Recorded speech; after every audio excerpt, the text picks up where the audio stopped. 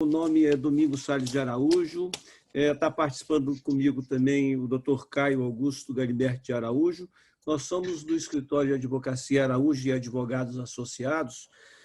E nosso objetivo hoje com essa live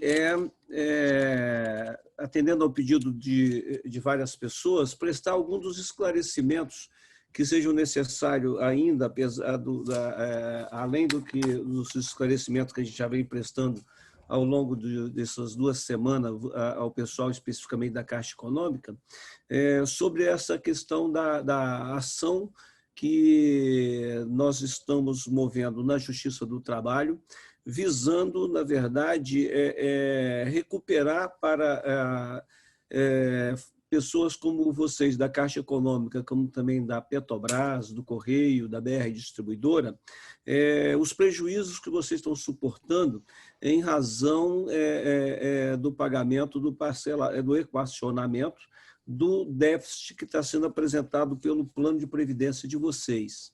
O caso de vocês, dessas empresas todas, são bastante semelhantes. Os prejuízos, na verdade, que vocês estão hoje pagando o equacionamento começaram no decorrer de 2008 e foram mais expressivos a partir de 2011, 12, 13, e que está hoje no patamar que está. Entendeu? Então, o que nós visualizamos nessa situação? A primeira ação que nós fizemos dessa natureza foi para um aposentado da Petrobras, mais ou menos em março desse ano. Quando nós começamos a analisar esse caso, vimos que tinha muita discussão sobre essa matéria na Justiça Comum, questionando o próprio plano de previdência, os aspectos da previdência, os aspectos do próprio equacionamento ou do estatuto do plano de previdência.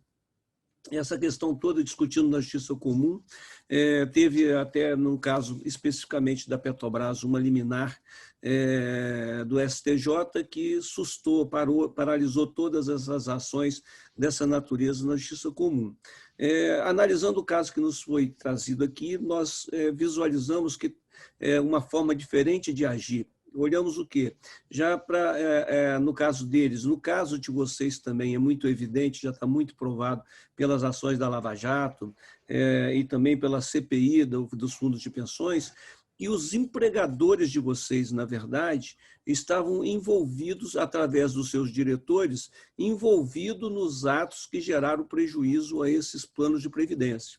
Então, como o nosso escritório ele é muito especializado na área da Justiça do Trabalho, e hoje a gente atua praticamente 99% das nossas atividades na Justiça do Trabalho, envolvendo causas de maiores complexidades e de volumes de discussão maior, nós analisamos e tivemos uma visão já bastante diferente. Poxa, analisamos que existem, na verdade, atos já bastante comprovados nessas ações criminais, como da Greenfield e também da CPI dos fundos de pensão, que apontam, na verdade, atos bem claros dos empregadores de vocês, que a Justiça do Trabalho seria a ação competente, e, na verdade, optamos por discutir a questão apenas e tão somente contra o empregador. Porque se nós colocássemos o plano de previdência no polo passivo, a gente iria tirar a competência da Justiça do Trabalho. Como, na verdade, o que nós estamos buscando nesse tipo de ação é apenas e tão somente uma reparação de danos do empregado para o empregador, decorrente dos atos de má gestão praticado pelos seus prepostos, a competência da Justiça do Trabalho ficou bastante clara. Então, vencemos com bastante argumento essa questão da competência da Justiça do Trabalho. A ação é realmente empregado e empregador, então não temos essa questão, ficou bastante clara. Tínhamos que vencer uma outra situação. Nós sabemos que a maioria dos senhores, como acontece também no caso da Petrobras, primeiro, neste momento, na verdade, as pessoas que estão sendo as pessoas que estão buscando inicialmente essas ações são pessoas que já estão aposentadas, apesar de que o direito se estende também ao pessoal da ativa, da mesma forma, mas nós visualizamos que muitas pessoas que estão pagando esse déficit já tinham se desligado da empresa há muito mais do que 2 anos, pessoas que já têm 10, 15, 20 anos de aposentados. Então, tínhamos que passar também pela questão da não prescrição do direito de vocês recorrerem à Justiça do Trabalho para buscar este direito de vocês. Visualizamos de forma bastante clara também, essa é uma questão processual delicada, mas que vocês, apesar de ter se desligado da empresa há 10, 15, até 20 anos ou mais, vocês mantêm, na verdade, uma relação com a empresa por meio do plano de previdência, que a empresa continua participando como patrocinadora. Então, vocês têm uma relação pós-contratual com a empresa, então essa relação ela vai se estender ao longo da vida de vocês, não é porque encerrou o contrato de trabalho que encerrou a relação jurídica entre vocês e o seu empregador. Dado isso, nós tratamos a questão como um dano pós-contratual, e ainda tínhamos uma outra situação para poder discutir, que era o fato que creio que vocês também já devem estar pagando esse déficit há mais de 2 anos, está entendendo? É uma das teses que nós estamos vendo que a empresa, no caso a Petrobras, está se defendendo, dizendo que a prescrição poderia ter ocorrido porque já está pagando, vocês já conheciam esse déficit há mais de 2 anos. Defendemos também que não existe essa prescrição, porque as ações penais, o início dos inquéritos penais para poder apurar essas fraudes, elas datam mais ou menos de 2014, 2015, por aí. E é direito, na verdade, bem estipulado no Código Civil, de que o início de qualquer procedimento penal que envolva os fatos que você está levando para a apreciação da Justiça do Trabalho, ou de qualquer justiça, a prescrição se interrompe na data do início desses procedimentos criminais. Então, vocês vejam só, quando vocês começaram a ter o desconto, a prescrição já estava interrompida pelo início das ações penais e só na verdade, esta suspensão da prescrição só vai ocorrer quando terminarem essas ações penais, quer dizer, coisa que vai muito lá para frente. Outro ponto que nós estávamos discutindo é que mesmo que você já estivesse pagando parcelamento há mais de 2 anos, até então, para vocês, esse desconto tinha uma natureza supostamente lícita. A ilicitude desse desconto só está vindo ao conhecimento de vocês agora, com o amadurecimento dessas ações penais todas que já estão em curso. Então, passamos também pela questão da prescrição. Então, já temos ações, não no caso da Caixa Econômica ainda, mas já temos ações no âmbito da Petrobras, tanto com sentença já proferida, determinando o pagamento, a restituição de 100% do que vocês já pagaram ou que venham a pagar no curso da ação e que, após o trânsito e julgado da ação, que deve demorar mais ou menos para acontecer com uns 2 ou 3 anos na Justiça do Trabalho, que o empregador de vocês assuma o débito futuro que está sendo imputado a vocês. Quer dizer, o objetivo desta ação é que vocês, na verdade, saiam fora do compromisso de pagar 100% desse prejuízo e que 100% desse prejuízo seja pago pelo empregador, dada duas situações claras. Uma, atos de gestão direta dos seus próprios diretores e, segundo, atos de má gestão também dos diretores da própria FUNCEF, indicados pela Caixa Econômica Federal. Então, o empregador aí, ele é responsável pelos 2 atos. Um porque ele indicou quem praticou a fraude dentro da própria FUNCEF e outro porque os seus próprios diretores, está bem claro, também estavam envolvidos nessas questões fraudulentas. Tanto que a própria Caixa Econômica, ela é, na verdade, a gestora de vários dos fundos FIP, né?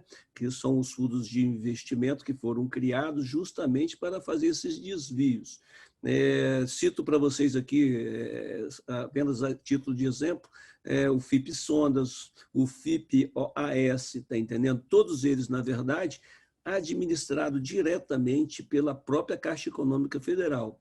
E foram todos, na verdade, esses FIPs, os responsáveis primários pelos desvios de dinheiro dos planos de previdência. No caso de vocês, foram mais atingidos vocês também e o pessoal da Petros. Então, essas ações, tem algumas outras ações que nós já temos liminares também, determinando a cessação imediata dos efeitos para os autores da ação. E é lógico, são ações ainda que são novas, está entendendo? Começamos a primeira sentença desse processo que nós temos contra a Petrobras, saiu há mais ou menos um mês e meio, mais ou menos. A Petrobras ainda está recorrendo, no caso, é certo também que a Caixa Econômica, assim que for acionada e tiver sentenças contra, vão recorrer também, e é natural, isso faz parte do procedimento. Então, nós não vemos, na verdade, um outro caminho para vocês que não seja ingressar na justiça para se livrarem desse déficit que vocês não deram causa efetivamente, entendeu? Então, nós vemos nessa ação duas coisas muito interessantes. Uma, tirar do ombro de vocês esse pagamento do déficit, e segundo, trazer de volta para o próprio plano de previdência de vocês este montante de dinheiro que foi desviado para que o plano volte a ser um plano que tenha superávit e que vocês possam, na verdade, usufruir deste plano como vocês sempre planejaram fazer. Então, nós temos também uma vantagem nesse tipo de ação, e nós não, como a gente não está discutindo quaisquer dos aspectos do plano de previdência em si, nem a forma de parcela do equacionamento que se chegaram a esse montante, nem se é o patrocinador que tem que pagar parte e vocês pagarem a outra parte, nada disso nós discutimos. Só discutimos o seguinte: se tiver R$1 que estiver descontando de vocês, ou 1.000 ou 10.000, na verdade, quem tem que pagar é o empregador por esses atos de má gestão do plano de previdência. Em suma, o objeto desta ação é este. Um outro ponto que a gente tem visto bastante questionamento é quem é que pode entrar com esta ação. Então, já falamos ali agora que, na verdade, tanto podem entrar os aposentados, como pode também entrar os funcionários da ativa, porque nada difere uma ação do outro. Quem tiver, na verdade, sofrendo o desconto, seja, na verdade, participante de quaisquer um dos planos de previdência administrado pela FUNCEF, tem direito, basta que, para tanto, esteja tendo desconto provenientes deste equacionamento, está entendendo? Então, o direito é de todos e não tem prescrição, ao meu ver, e nós já estamos defendendo isso, já temos algumas decisões, não tem prescrição para ninguém. A questão da prescrição, então, fica bastante clara para mim também. A competência também da Justiça do Trabalho, já falei bastante claro. Esse tipo de ação, ela deve ser proposta no local em que vocês prestaram serviço para o seu empregador. Pode ser em qualquer um dos locais. Então, nós estamos, na verdade, orientando quem vai entrar com a ação que busque ajuizar a ação no local mais próximo da residência que estiver hoje. O necessário é que a ação seja proposta em um dos locais que vocês tenham efetivamente prestado serviço ao empregador de vocês. Outro ponto que eu queria esclarecer, o tipo de ação. Vocês, na verdade, nós temos duas formas de fazer essa ação.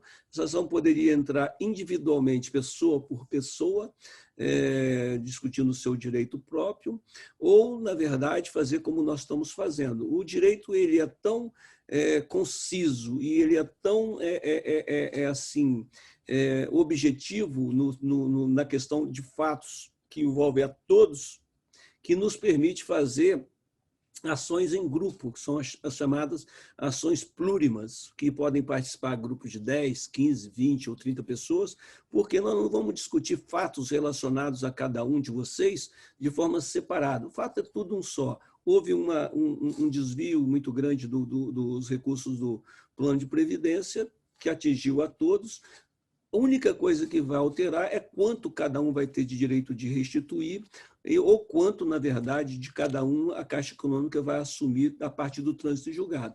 Questões essas que são discutidas na fase de liquidação de sentença. Então, facilmente comporta que a gente faça ação plurimas, com vários autores, até porque facilita até para os próprios juízes julgarem e facilita para nós também, como escritório, mais fácil a gente lidar com um processo de 20 pessoas do que 20 processos individualmente de cada um, entendeu?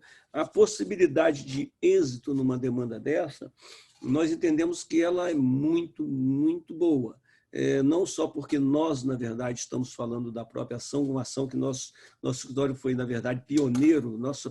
A primeira sentença que saiu dessa natureza e a primeira visão que foi tida no país com relação a essa forma de se buscar esse direito, graças a Deus veio aqui do nosso escritório e, assim, realmente nós ficamos muito felizes, até porque sabemos que a gente, lógico, não vamos conseguir advogar para todo mundo, mas abrimos, na verdade, uma luz no fundo do túnel para que muita gente tenha os seus direitos restituídos. Então, isso nos traz uma alegria muito grande e nós entendemos que a possibilidade de êxito nesta ação ela é muito grande. Por quê? Nós estamos fazendo 2 tipos de pedidos de forma alternativa.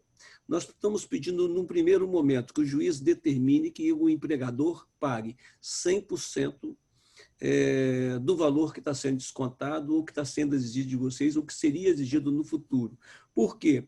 Porque o próprio empregador, e não creio que qualquer perícia vai conseguir definir, voltando lá atrás, o que, na verdade, gerou esse prejuízo, se foi questões de variantes de mercado ou se foi simplesmente as fraudes que foram perpetradas.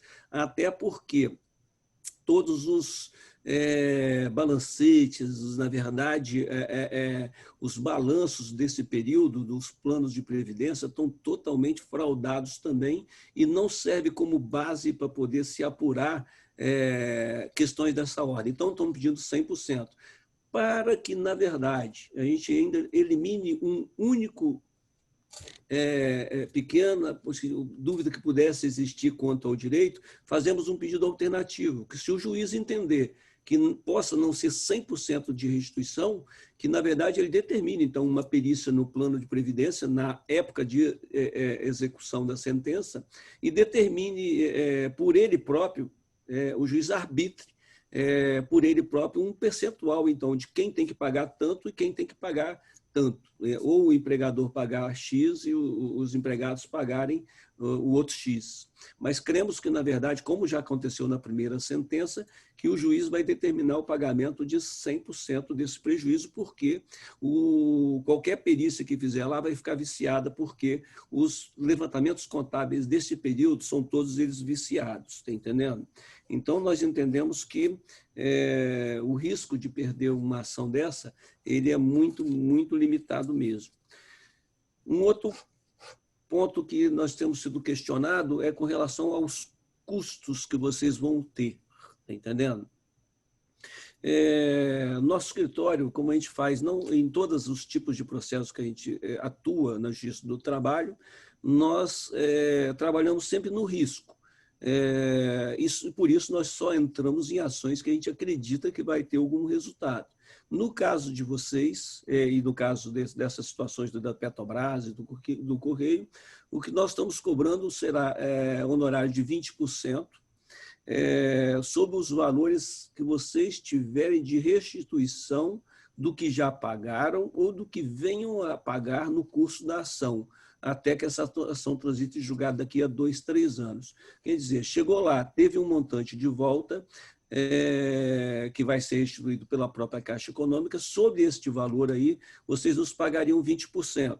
Sobre o valor futuro que a Caixa Econômica venha a ter que arcar e que, na verdade, é o maior valor de todos, nós não cobramos honorário de vocês e vamos nos resolver com a Caixa Econômica em relação ao honorário de sucumbência, entendeu? Então, por isso que não cobramos nem R$1 para entrar com um tipo de ação desse e tocamos a ação até o final no risco, de forma que se no final, eventualmente, não tiver êxito algum nesta ação, nada vocês nos deverão de honorários. Isso vai constar de forma bastante clara, nítida no contrato de honorários que vocês irão receber. Optamos também por agir de uma forma até um pouco diferente do normal que a gente tem feito. Qual é? Como nós estamos lidando com muitas pessoas que não nos conhecem, pessoas de longe, porque temos sido buscados por pessoas do país inteiro, tem muita demanda realmente de procura, colocamos também no contrato e colocamos na petição inicial que, ao final da ação, do valor que estiver lá disponível para ser restituído, que o juiz restitua diretamente para vocês 80% do valor e 20%, que é o nosso honorário, diretamente para a gente. De forma que nem mesmo o valor de vocês vai passar pelo nosso escritório, que normalmente nas causas trabalhistas o dinheiro vem para o escritório para depois o escritório fazer um acerto com o reclamante. Então, uma outra pergunta que é bastante... que o pessoal questiona bastante é a questão da possível sucumbência, que é agora uma realidade com essa alteração da legislação trabalhista desde 2017. A sucumbência realmente está aí, é uma coisa que em 2017 começou a funcionar, assustou bastante, porque não sabia-se como os juízes iriam lidar com essa situação, e nós vemos que hoje essa questão já nem assusta mais. Por quê? Porque nós temos visto que os juízes têm sido bastante cautelosos nessa questão. O que nós vimos, na verdade, é que aquelas demandas muito, na verdade, arriscadas e que só vinham, na verdade, para poder perturbar o empregador sem direito algum, essas demandas praticamente acabaram, na verdade. Então, quem tem direito e vem, e eventualmente, que às vezes as questões são muito... fica muito ao critério do próprio juiz, porque o direito está muito em cima do muro, e eventualmente vem a perder uma ação dessa, os honorários que nós temos visto mais frequente é que o juiz condene o autor a pagar na média de 5% sobre o valor que está pleiteando. Então, no caso de vocês ali, nós entendemos que mesmo se houver, mas achamos que não vai haver uma perda dessa ação, se pagaria 5% sobre o valor de que vocês estão pedindo para poder restituir na mão de vocês. Por que eu explico isso? Porque, por causa do pedido alternativo que nós fizemos. Eu não estou simplesmente pedindo 100% das 200 e poucas parcelas que vocês estão incumbidos de pagar. Em segundo plano, nós estamos pedindo ao juiz que fixe um percentual. Então, se na verdade qualquer 1% que ele fixar, na verdade, vocês não... Vamos supor que ele fixasse, não, 1% do empregador, o restante é do empregado. Vocês não perderam, na verdade, a ação. Porque o que se perde numa ação não é o quanto, se perde é o pedido. Exemplo, o empregado entra e pede 3.000 horas extras do seu empregador. No final, ganha 300 horas extras apenas, porque não conseguiu provar as 3.000. Ele não sucumbe na ação, ele não perde a ação tendo que pagar 2.700, valor de 2.700 horas extras. Ele simplesmente ganhou o pedido de horas extras e, por isso, ele não paga sucumbência. Então, como nesse caso de vocês, nós temos 2 pedidos alternativos, não vemos a possibilidade, ou uma possibilidade muito, muito remota de que possa ter uma condenação de honorários de sucumbência.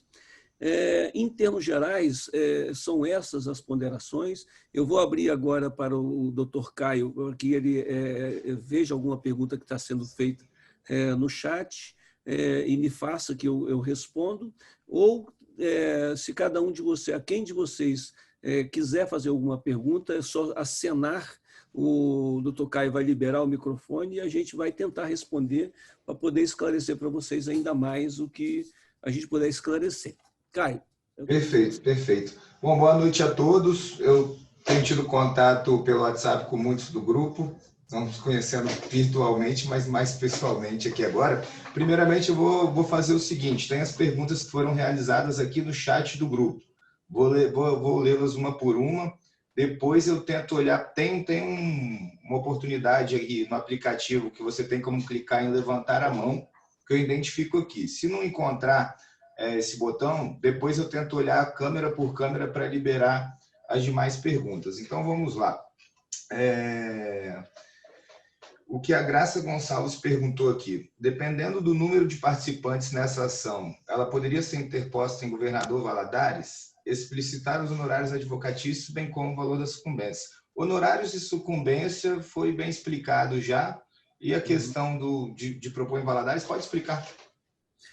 O que ocorre, sempre que eu falei, a ação tem que ser proposta num dos locais que eles tenham prestado serviço ao empregador. Então, para os grupos, quem forma, nós mesmos aqui no escritório que formamos, e só podemos formar grupo de pessoas que tenham trabalhado numa mesma cidade. Então, se nós tivermos, na verdade, 20 pessoas de Belo Horizonte, propusemos todas elas numa ação só, porque é no mesmo fórum e facilita para todos, entendeu? Então, o que vai definir grupo é localidade de prestação de serviço. Existe ainda, complementando a resposta, em casos extremos, por exemplo, onde a prestação do serviço é muito distante da atual residência, estado muito distante, há como se discutir para propor ação no local de residência em virtude do princípio do acesso à justiça, por exemplo, mas é uma exceção à regra e gera um atraso muito grande ao processo, porque a empresa imediatamente vai vir alegando que o local de distribuição da ação está equivocado. Então, até decidir essa questão, é uma questão que atrasa o processo aí em 1 ano, até 1 ano e meio. Então, assim, só em casos extremos mesmo que poderíamos abrir exceção a essa regra. Vamos para a próxima pergunta aqui.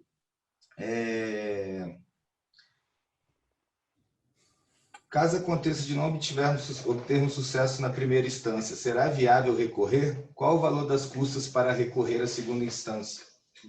Posso falar? Pode. Sim, é necessário que se recorra. Na primeira, tanto que a própria empresa também recorre, sempre vai recorrer em primeira, segunda e terceira instância. Como a empresa tem direito de recurso, o autor também tem direito a esses 3 tipos de recurso, primeira, segunda e terceira instância. E se não houver isso na primeira, com certeza vamos interpor recursos com a vantagem de que nós estamos pedindo para todos assistência judiciária gratuita, entendeu? E, na verdade, o juiz, dada a circunstância do que vocês estão passando, pelo nível de desconto indevido que vocês estão tendo no padrão de vida de vocês para pagar essa sucumbência, é muito provável que o juiz dê a gratuidade de justiça. E, dando a gratuidade de justiça, vocês não estão obrigados a recolher custas para poder recorrer na Justiça do Trabalho. Depósito recursal só é exigido da empresa. O empregado, quando muito, poderia ter que pagar, seria custas processuais, mas, nesse caso, a gente vamos respaldar sempre nesse pedido de gratuidade da justiça. E o dia a dia que nós temos visto aqui é que, às vezes, poucas em que o juiz não dá, o tribunal dá. E nós temos essa faculdade de fazer o quê? Interpomos o recurso, não recolhemos as custas, em preliminar nós pedimos ao tribunal para que, se o juiz não deu assistência à gratuidade da justiça, que o tribunal dê, mesmo que o tribunal não dê, ainda ele tem que abrir a faculdade de o autor pagar o valor das custas naquele momento, e normalmente o valor das custas ele é calculado sobre o valor da ação. O valor da ação, na verdade, a gente sempre coloca de forma presumida, porque não somos obrigados a colocar um valor determinado exato.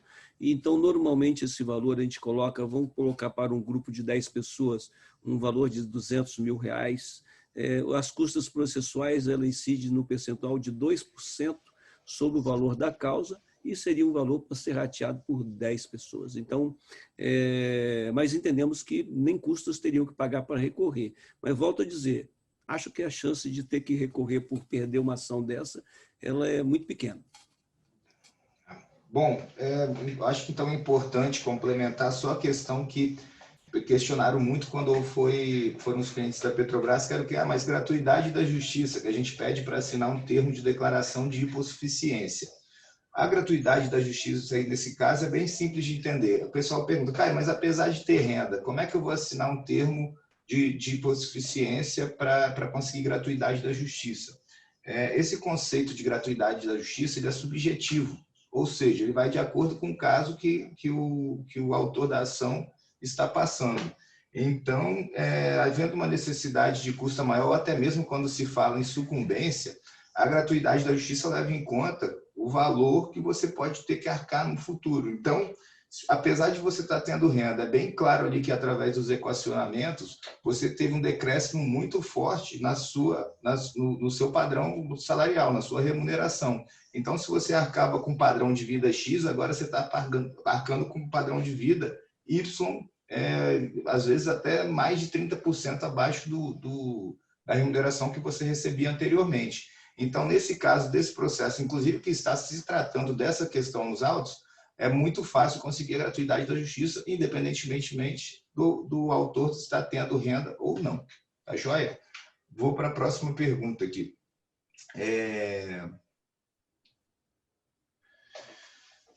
As audiências serão por videoconferência? Olha só, nós estamos num momento ainda de pandemia, tá entendendo? Então, as audiências hoje estão correndo todas elas por videoconferência, tanto audiências como sustentação oral nos tribunais. E no âmbito da Justiça do Trabalho, está tendo uma facilidade muito grande, porque a plataforma deles é muito boa e tem nos permitido fazer audiências por videoconferência com muita facilidade. Não sabemos até que dia que essa situação vai se permanecer.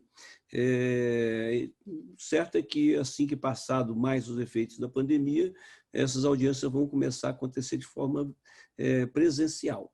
Entendeu? Então, aí, nesse caso, a gente vai ser intimado caso a caso e teria que comparecer à audiência. Certamente que vai comparecer vocês no local mais próximo da residência de vocês e alguém irá comparecer pelo nosso escritório para estar junto com vocês nessas audiências presenciais. São umas audiências que, na verdade, ela ocorre de forma bem sucinta, porque nós não vamos ouvir testemunha. Nós não temos que, na verdade, não há o que uma testemunha possa falar a mais do que já está escrito nas ações criminais sob a responsabilidade do empregador do que já está escrito. Então, certamente, nem nós, nem eles ouvem, na verdade, testemunha, é o que está acontecendo no caso da Petrobras. E o depoimento pessoal do autor também não tem nada para falar, porque vai falar o quê? Só falar que a empregada está sofrendo o desconto, nada mais. A origem do desconto que entende que ela é proveniente de fraude. Nada mais, então, são audiências bem sucintas e que, por hora, está acontecendo de forma virtual. Uma pergunta que foi realizada aqui é a seguinte: se a preocupação de um dos participantes de que, como são empresas grandes e estatais, que têm muito poder econômico, se no futuro elas não poderiam se juntar e acabar fazendo aí um lobby que pudesse dar uma decisão favorável a elas em virtude disso. Olha só, a situação dessas empresas se juntarem para fazer coisa errada, a gente já está vendo aí os efeitos que vocês estão pagando hoje, está entendendo? Mas agora aqui, diferente do que lidar com o caixa de um fundo de pensão, na verdade, as empresas vão estar lidando com a justiça, num ambiente sério e que, na verdade, a gente vê acontecer, às vezes, decisões de âmbito político. Isso não podemos negar que pode acontecer, Mas, neste caso aqui, o clamor é muito grande para os empregados que estão pagando uma parcela muito grande de um débito que, na verdade, não deram causa, e nós não acreditamos realmente que qualquer decisão política possa colocar um ponto nessa situação. A única coisa que eu vejo que o empregador pode fazer para poder se livrar da enxurrada de ações que eles vão sofrer em relação a isso é correr e pagar o déficit, mas eles não vão fazer isso. Então, assim, eles na verdade, evitariam o tanto de custos que eles vão ter. Se tivesse uma decisão administrativa, eles estariam agindo de forma bem prudente, porque vão pagar quase o dobro por uma coisa que certamente vão pagar. Então, que pode haver uma adesão política, não podemos falar com vocês que não pode, porque nós estaríamos mentindo, mas que possa haver manipulação, isto é impossível. Perfeito. Neste caso, cabe pedido de tutela de urgência, você está perguntando, tutela antecipada, escrevi aqui, mas tutela de urgência hoje. Sim, nós temos feito o pedido de tutela de urgência em alguns casos, outros casos, os próprios autores estão pedindo para não fazer, porque, não sei se aconteceu no caso de vocês, que nós estamos começando a fazer as ações de vocês agora, mas no caso do pessoal da Petrobras, na Justiça Comum, eles obtiveram liminar, ficaram acho que 8 meses sem pagar o parcelamento e agora estão sendo cobrados por esses valores que deixaram de pagar, porque a liminar foi suspensa. Então, alguns casos a gente pede a liminar, outros não. Na maioria, a gente não tem pedido, porque a gente vê realmente que a gente tem segurança, na verdade, de que vai ganhar, temos uma boa margem de segurança, mas achamos mais prudente que deixe essa situação acabar até o final da ação, já está suportando agora, suporta um pouco mais, e depois, se tiver direito de reaver, vai ter esses valores restituídos, e se não tiver, não tem, só continuar pagando, paciência. Então, a pedido de muita gente, nós temos não pedido a tutela de urgência. Perfeito. Tem mais uma pergunta aqui falando acerca da prescrição, porém já foi explicada. Quer passar, talvez alguém que entrou depois quer passar a explicação rapidinha? A prescrição, nós volto a dizer que, na verdade, nós entendemos que ela não existe, porque nós estamos, mesmo para a pessoa, vamos colocar um exemplo da pessoa que saiu da empresa e aposentou há 20 anos. Essa pessoa continua tendo uma relação jurídica com a empresa, em razão do cordão umbilical que liga a vocês, a empresa e o plano de previdência. Então, a relação com o empregador para o futuro, ela vai existir sempre com vocês. E então o dano ele é pós-contratual, não é porque passou 2 anos do encerramento de contrato de trabalho que ocorreu a prescrição, neste caso, tá? Não para qualquer outro tipo de direito, porque no nosso caso aqui nós estamos tratando de um dano que ocorreu após a rescisão do contrato de trabalho e um dano que vocês não tinham conhecimento que iria acontecer.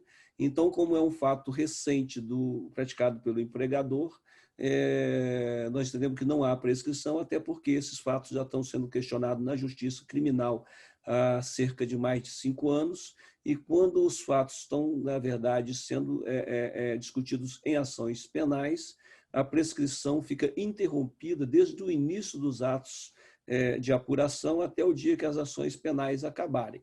Então, nem se começou a contar a prescrição ainda, que só iria começar a contar quando acabar as ações penais. Esse é o nosso entendimento. No nosso pedido, serão citadas as sentenças favoráveis nas ações semelhantes da Petrobras? Sim, pode falar. Sim, na verdade, a gente vai juntar as decisões favoráveis que nós estamos tendo na Petrobras, porque o direito é exatamente o mesmo, só muda os fatos.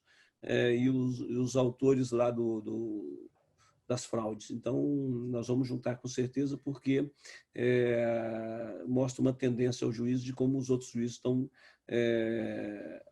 julgando. Isso. Qual o prazo estimado até a execução da sentença?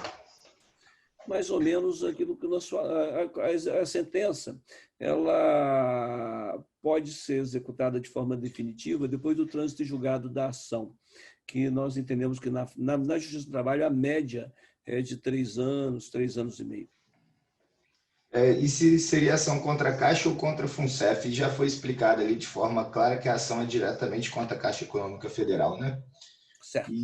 E por que não fazer ação coletiva através de associações? O que ocorre nessa questão das ações coletivas é que elas podem existir, ainda não existe nenhuma delas, está entendendo? Nós mesmos temos sido mantido contato com algumas associações para poder tentar viabilizar uma ação coletiva, mas o que eu quero dizer para vocês é que, na verdade, vocês têm esse tipo de experiência, que as ações coletivas, vocês não têm o comando delas, vocês não têm o acompanhamento dela, e vocês podem, na verdade, podem coexistir os dois tipos de ação, a ação individual ou plurima, que é a mesma, e as ações coletivas, de forma que ainda os autores das ações individuais, eles têm uma faculdade de, no curso do processo dele, se lá na frente ele entender que as ações coletivas estão tendo um resultado melhor e mais favorável, ele pode pedir para suspender o andamento da ação dele, para aguardar o trânsito julgado da ação coletiva. E, ao final da ação coletiva, simplesmente continuar para poder executar e pedir de volta o que lhe é de direito.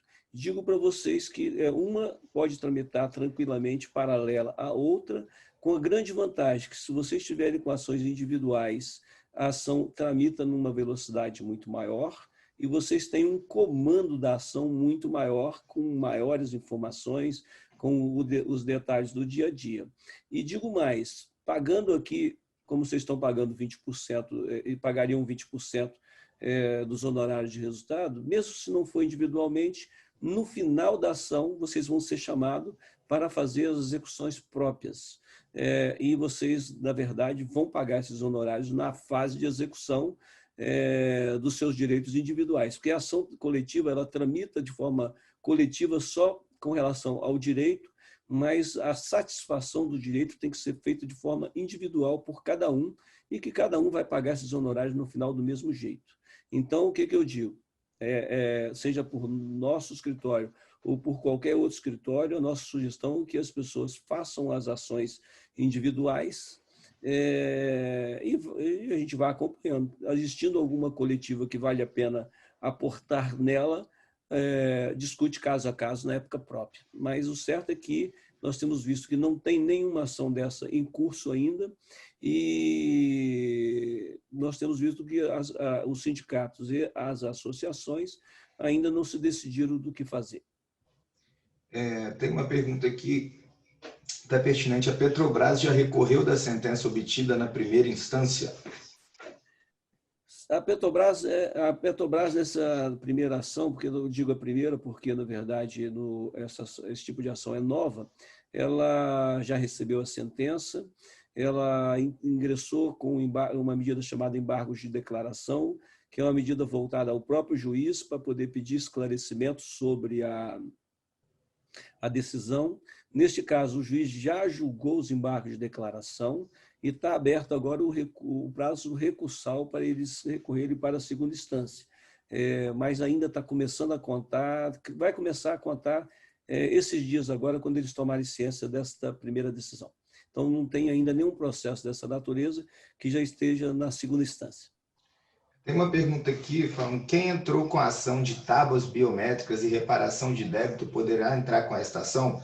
Só adiantando aqui, essas questões são questões relativas ao plano de previdência, que eu estou falando até para você, Domingos. Então, só para explicar que não há nenhum problema. O que ocorre é aquilo que eu já estava esclarecendo mais cedo. Nós não vamos discutir em que tipo de plano vocês estão, ou o que ocorreu ao longo da relação de vocês com a FUNCEF. Nós vamos discutir o seguinte: está havendo desconto? O desconto é relativo a esta situação que nós estamos falando, que aconteceu nesses últimos anos aí de 2011, 12, 13 até 2015. Isso que importa, seja pessoal da ativa, seja o pessoal aposentado, seja aposentado de quaisquer das modalidades de plano. O importante e é que a pessoa, para ser autor dessa ação, esteja suportando esse ônus. Quem não estiver suportando, eventualmente tiver algum plano que não esteja suportando, não tem por que fazer a ação. Então, não nos importa discutir nem mencionar qual o tipo de plano vocês participam ou o que vocês participaram ou fizeram com a própria FUNCEF. Tem mais perguntas aqui se a ação seria proposta na Justiça de Vitória, que já foi explicado que o quê? A competência para a distribuição da ação para os que chegaram posteriormente é qualquer um dos locais que o autor tenha prestado serviços para a empresa. Então, é isso que determina o local da distribuição da ação trabalhista. No decurso da ação, se ocorrer um sinistro com... Subiu aqui. No decurso da ação, se ocorrer um sinistro com o participante, morte, os herdeiros legais automaticamente respondem pelos direitos e obrigações? O que ocorre, né? Realmente acontecendo um evento desse, os herdeiros entram tem que se habilitar ao processo e tocam o processo daí por diante. E, na verdade, ainda mais, vejo eu o seguinte, porque sempre que acontecer uma situação dessa, os herdeiros participam com a força da herança que for positiva e não negativa, entendeu? Então, vá que aconteça uma situação dessa e não se deixou um patrimônio. Na verdade, o herdeiro participaria só se tivesse um resultado positivo. Negativo, ele não pagaria. No caso de ganhar essa ação, serviria de jurisprudência para quem não entrou na justiça? Sim. Posso responder? Não entrou. Pode responder. Sim. Entendi. O que ocorre? Tudo vai depender do caminho que a empresa for adotar ao longo do tempo. Eu creio, que, como disse agora, há pouco, que se houvesse uma gestão responsável dessas empresas, elas buscariam compor esse prejuízo o quanto antes, para poder evitar uma quantidade de demanda muito grande. Então, a única coisa que pode acontecer é que, se tiver uma quantidade de ação muito grande, quem não entrar com a ação só vai ser beneficiado no caso de a empresa ir lá e pagar o déficit. Mesmo assim, eu duvido que, pagando o déficit, ela restitua a vocês o valor que vocês já pagaram. Então, para ter de volta, só serve como jurisprudência para os demais que não entraram, para poder citar na ação do dia que eles forem entrar realmente. Perfeito. Tem uma pergunta no sentido aqui que foi sugerido na live anterior que informássemos os nomes dos representantes da FUNCEF de anos atrás. Não estou nem recordado direito se nós solicitamos efetivamente isso. Isso é mesmo imprescindível? Se não forem citados esses representantes, gera algum prejuízo? Não, olha só, respondendo essa pergunta, o que ocorre? Nós estamos na ação Greenfield, por exemplo, são citados algumas pessoas que foram diretamente os responsáveis como diretores da FUNCEF pelos prejuízos. Sabemos que é certo que a diretoria ela é composta por pessoas indicadas pelo patrocinador e também pelos participantes. Nós, na vez passada, estávamos colocando que seria importante a gente ter noção, indicando o nome dessas pessoas que estão na Greenfield, saber quem, no período de 2008 para cá, ainda era um funcionário ativo da Caixa Econômica, porque aí seria ainda mais um elemento para poder dizer, era o próprio funcionário indicado pela Caixa Econômica e participou da forma das fraudes praticadas. Mas essa questão nós mesmos vamos definir. Não tem problema, não precisa de ninguém responder. A última pergunta escrita aqui, depois eu vou verificar com todo mundo, quem quer falar por voz, que no caso da Petrobras, a Lava Jato e outras diligências citam nome e sobrenome de cada dirigente enrolado no processo criminal. No caso da Caixa, qual a similaridade que vocês vislumbram? respondendo, no caso da Caixa Econômica também são citados nominalmente o nome das pessoas que estavam na frente da FUNCEF. Então, ocorre como ocorreu na Petrobras também. E eu digo a vocês, tanto o pessoal da Caixa como o pessoal da Petrobras e do Correio, realmente tiveram uma facilidade muito grande nas ações que vão propor, em razão dos trabalhos muito profundos e muito dedicados do pessoal da Lava Jato, que já fez todo o trabalho de prova que vocês, na verdade, nunca conseguiriam fazer. Então, essas pessoas já estão nominadas, e no caso da Caixa Econômica, nós temos ainda um elemento muito bom para respaldar a responsabilidade. A própria Caixa Econômica, ela foi gestora direta dos fundos FIPs, que foram a maior fonte de fraude de desvio de recursos. Quer dizer, eu pego o exemplo que eu falei ali, o FIP Sondas, o FIP OAS e vários outros, a própria Caixa Econômica era a administradora direta desses fundos. E foi através desses fundos que o dinheiro saiu do plano de previdência, foram para o fundo, e do fundo foram para essas empresas de investimento furado, da onde, na verdade, foram desviados os recursos. Então, a Caixa Econômica ela é responsável por, então vou colocar por 3 aspectos.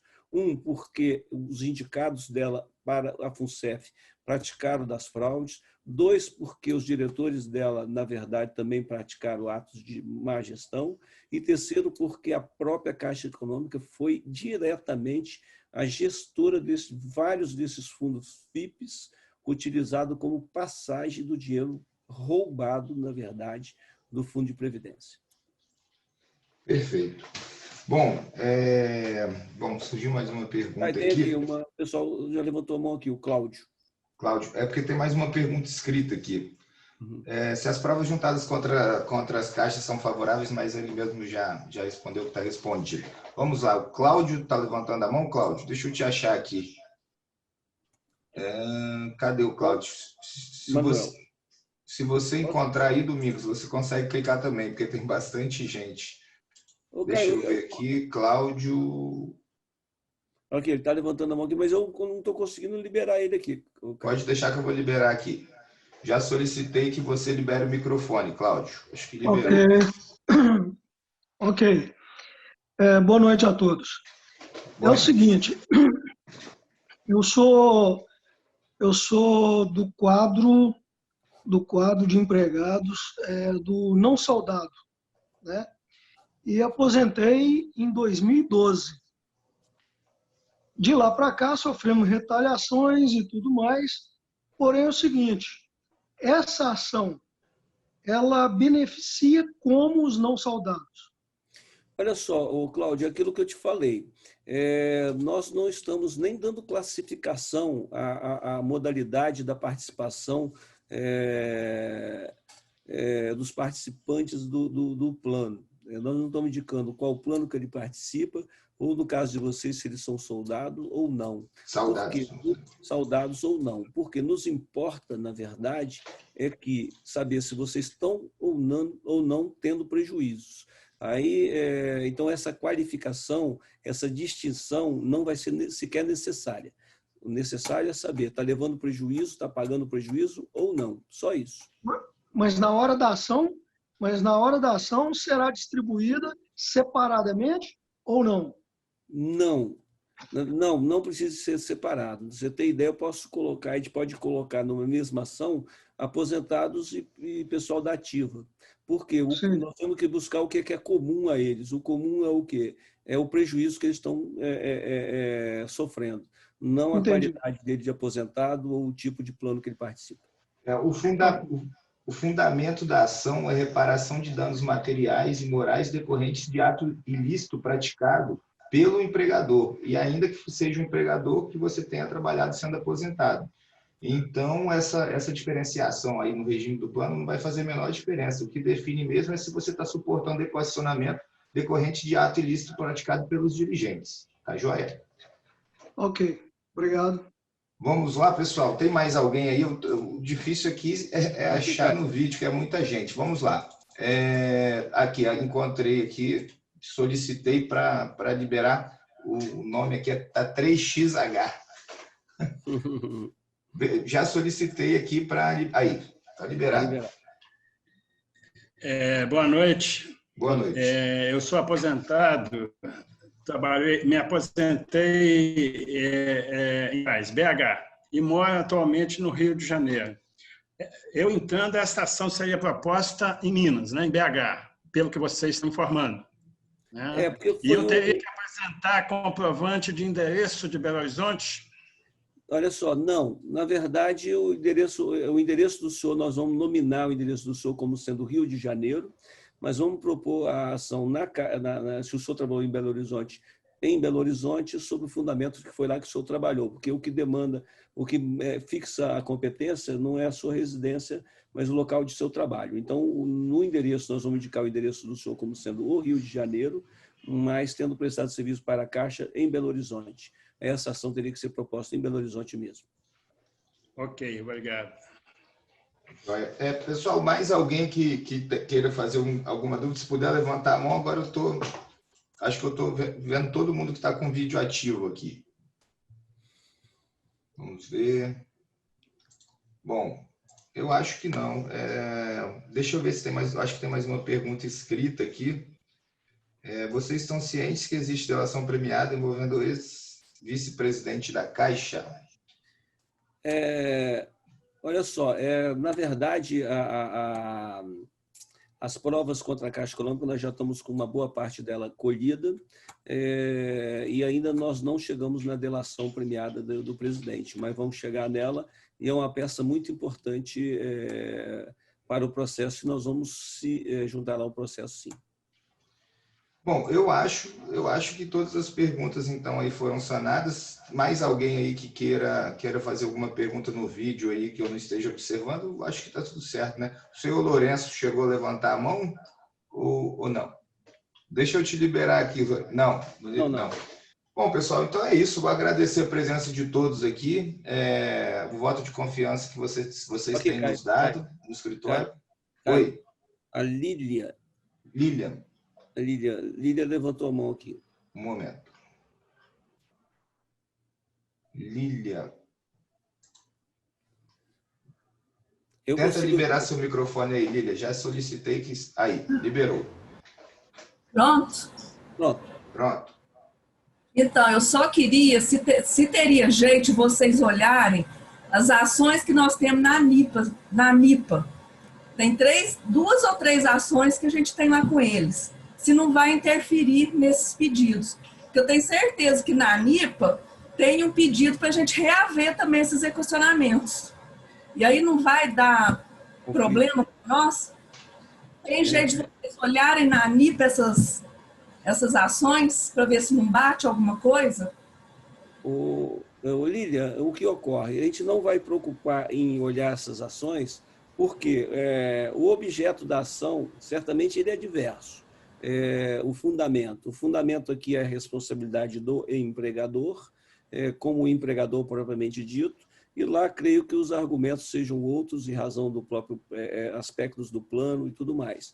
O que importa é que, se no curso desta ação, vamos supor que a ação que você estiver lá, ela zerar o seu déficit e você tiver restituído, a única coisa que vai acontecer é que aqui você não vai ter o que pegar de volta por aqui. Não tem problema. Não tem, mas eu creio, francamente, que a ação da Justiça do Trabalho, ela se encerre primeiro do que encerre lá. E se encerrar primeiro por aqui também e você tiver o seu direito satisfeito, certamente que vai refletir lá para poder a Caixa não vai pagar em 2 lugares, tá certo?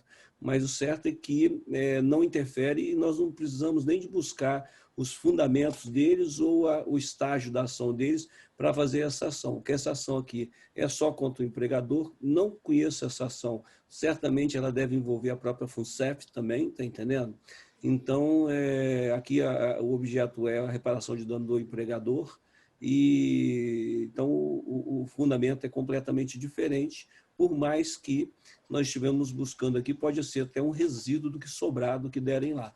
mas assim, não conflito. Certo? Tem a senhora Nardelli tinha levantado a mão, não sei se levantou faz tempo aqui no sistema, já solicitei para liberar seu microfone, está liberado, pode perguntar. Boa noite a todos. A dúvida que eu tenho é com questão a empregados que trabalharam no interior. Se a pessoa trabalhou em cidades cuja demanda serão de poucos empregados, se as ações serão nas capitais ou se será nas cidades de interior, qualquer que sejam elas. Nardelli, o que acontece?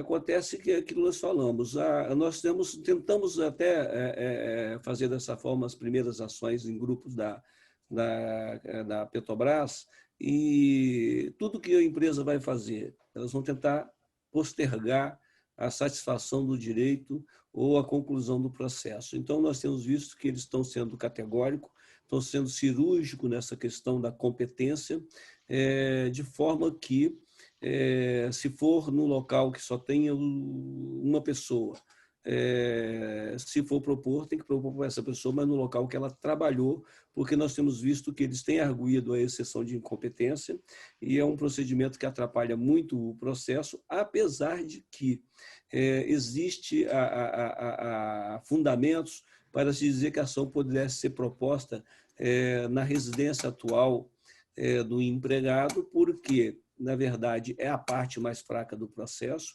e especialmente no caso de pessoas que já estejam com um pouco mais de dificuldade de locomoção e tudo mais. Mas é uma situação que só vai retardar o processo, porque eles vão arguir, o juiz vai ter que decidir, mesmo que decida positivamente, abre espaço para amanhã depois haver uma nulidade. Então, na medida do possível, nós podemos até estudar depois, mais à frente, quem ficar sem condição de propor fora do local da residência, para primeiro optar por quem vai no local de trabalho e depois, mais à frente, quem não tiver condição realmente de ir ao local que trabalhou, propor na residência dele, porque tem muito fundamento de direito também para que seja proposta na localidade do empregado. Até porque a Caixa Econômica ela atua e tem setor jurídico e administrativo a âmbito nacional. Ela pode se defender em qualquer local. Mas como, na verdade, utilizam isso como quase uma má-fé para poder esticar o andamento e atrapalhar o andamento do processo, a primeira opção é que se proponha no local de trabalho último ou mais próximo.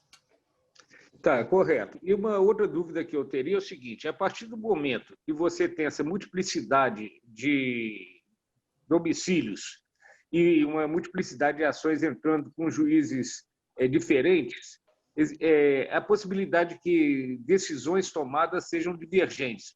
Por exemplo, o juiz que está julgando a ação que entrou, por exemplo, no caso da minha esposa, em Conselheiro Lafayette, pense diferente do meu caso, que eu entro em Belo Horizonte. E aí, nesse caso, são decisões divergentes, como vai haver a unificação dessas questões? O que ocorre é que cada juiz vai decidir a questão segundo a sua área de competência territorial, nesse caso aqui, que as ações são todas da mesma natureza. É muito comum e pode acontecer realmente que hajam decisões diversas. E essas questões vão se afunilando para os tribunais, como eu até acho que no decorrer desta celeuma toda, como, na verdade, isso vai gerar ação pelo Brasil afora e tudo mais, pode ser que lá na frente o próprio TST faça uma opção para poder falar, calma lá, nós vamos decidir, parar todos os processos e vamos decidir de uma forma unânime para todo mundo, está entendendo? Mas a nível de primeira instância, cada juiz vai decidir do jeito que entender e é muito comum que haja um juiz que entenda de forma diferente do outro. Correto, obrigado, hein? Bom, eu só vi aqui que perguntou o que teremos que fazer agora. Acho que a grande maioria já recebeu o nosso e-mail. Eu acho que a grande maioria também está lá no grupo do WhatsApp, mas se alguém ainda não recebeu, eu deixei o meu e-mail ali, caio@araújo.adv.br. Tem o nosso site www.araújo.adv.br que entrando em contato comigo e me dando um e-mail, nós enviamos um e-mail amplamente explicativo acerca da demanda. Agora ainda vamos gravar essa live, vamos disponibilizá-la para quem quiser ver e tomar mais conhecimento sobre o assunto. Nesse e-mail aí nós enviamos os formulários com as informações básicas que têm que ser concedidas e informamos quais documentos que vocês precisam nos enviar digitalizados, já que a Justiça do Trabalho ela é toda digital hoje em dia, não se fala mais em papel físico. Então, colhendo toda a documentação digitalizada, procuração digitalizada, já estamos aptos a distribuir a ação. Tá joia? Quer falar mais alguma coisa, doutor Domingos? Não, para mim também é só isso. Eu acho que a gente conseguiu esclarecer a maior quantidade de dúvidas, mas também não paramos por aqui. Independente de qualquer situação, independente até da gente se vincular ou não, nós vamos sempre estar à disposição de vocês, seja de onde for, para poder prestar esclarecimentos, para poder fornecer informações. Uma situação que, como eu digo, nossa satisfação ela não vem só do resultado financeiro, a satisfação vem especialmente em ter, na verdade, trazido para um contingente tão grande de pessoas uma nova luz de discussão, agora numa modalidade bem mais, eu creio, bem mais centrada, tá entendendo? Então, assim, só deixar à disposição, agradecer a atenção de todos vocês e realmente torcer para que a gente realmente consiga resolver esse impasse que vocês estão tendo.